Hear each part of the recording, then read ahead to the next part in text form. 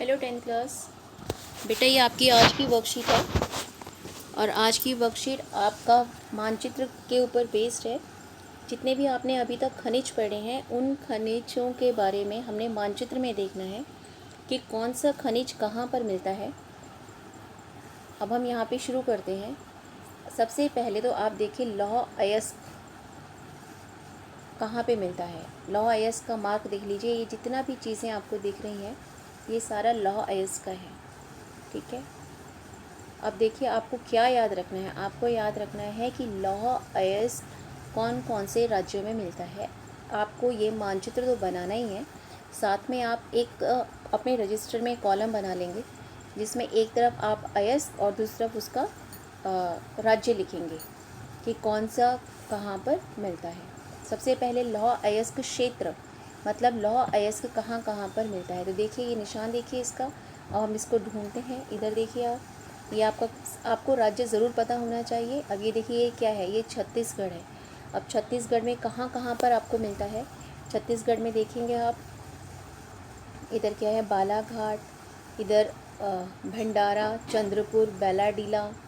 तो आप ये सब चीज़ें लिखेंगे भी साइड में कि लौह अयस्क का क्षेत्र राज्य लिखेंगे और फिर उस राज्य में छत्तीसगढ़ और छत्तीसगढ़ के अंदर बैलाडीला, चंद्रपुर, मैकाल हिल, ये सारा आपने दुर्ग, ये सारा आपने छत्तीसगढ़ में लिखना है। दूसरा है यहाँ पर देखिए कर्नाटका है, जो वो भी लौह अयस्क का क्षेत्र है। कर्नाटका में कहाँ कहाँ पर है, कुद्रेमुख सबसे बड़ी खान है ये। उसके बाद देखिए तुमकूर है, मंगलुरु है, बल्लारी है, ये सब आपने कर्नाटका में लिखना है। गोवा में आप लिखेंगे मर्मगोवा, महाराष्ट्र में आप लिखेंगे रत्नागिरी। ठीक है, इसके बाद आप इधर आइए उड़ीसा में देखिए सुंदरगढ़ है, उसके बाद केंदुझर है, मयूरभंज है, ये सब आपने उड़ीसा में लिखना है। ठीक है, तो मानचित्र में आपको तभी याद रहेगा जब आपको राज्य याद होंगे। ठीक, कौन सा राज्य हमारे मानचित्र में कहाँ पर है।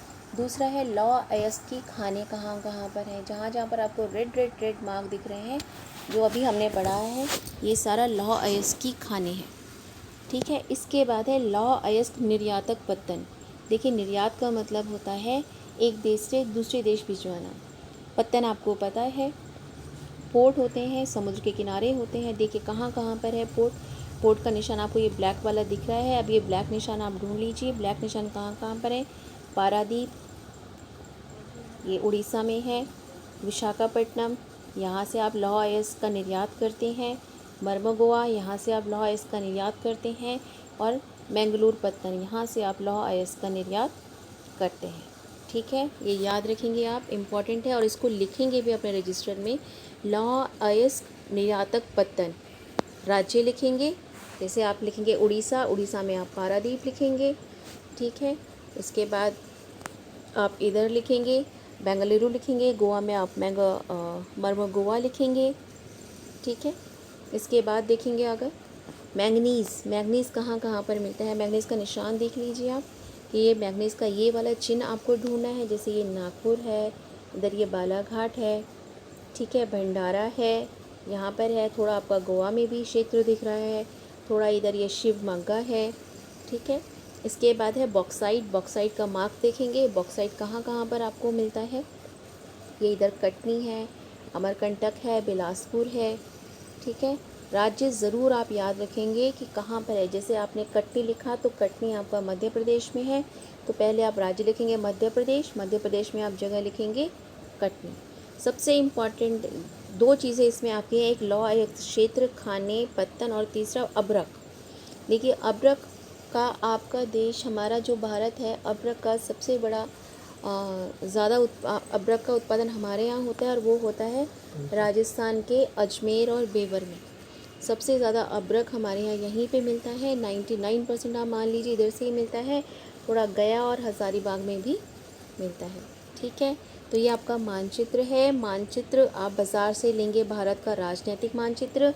उस राजनीतिक मानचित्र में आप राज्य ज़रूर लिखेंगे जहाँ जहाँ पर आपको ये चीज़ें शो करनी है, ताकि आपको याद रहे, और इसको लिखेंगे भी।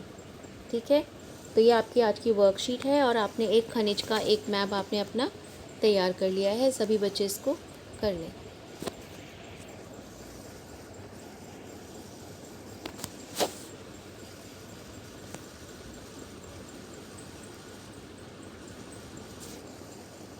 मुझे अब्रक उड़ीसा में भी होता है ना, क्या है वो अब्रक?